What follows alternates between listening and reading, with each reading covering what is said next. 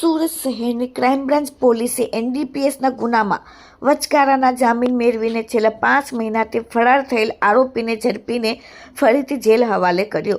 Surat police કમિશનરના આદેશથી સમગ્ર સુરત શહેરમાં ગંભીર ગુનાઓમાં સંડોવાયેલ આરોપી પેરોલ ફળલો વચગાળાના જામીન પરથી ફરાર થઈ ગયેલ આરોપીને ફરીથી જેલ હવાલે કરવા માટે સૂચના આપેલ હતી।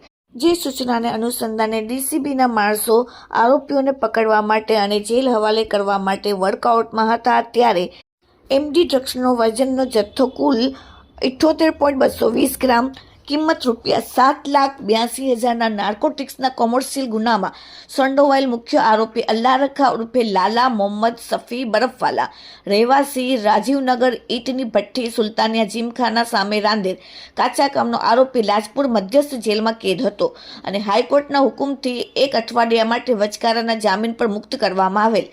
આરોપી મુદત પૂર્ણ થતાં જેલ ઉપર હાજર ન થઈ ફરાર થયેલ હતો। જે આરોપી હાલમાં ઓલપાડ ટાઉન ખાતે આવેલ જીલ મિલ સોસાયટીના નાકા ઉપર ઉભેલો છે। જે હકીકતને આધારે ક્રાઇમ બ્રાન્ચની ટીમે તાત્કાલિક ઓલપાડ ટાઉન ખાતે જઈને વોચમાં રહીને આરોપીને ઝડપીને ફરીથી લાજપુર મધ્યસ્થ જેલ હવાલે ધકેલ્યો। Bureau report, daily India TV, Surat.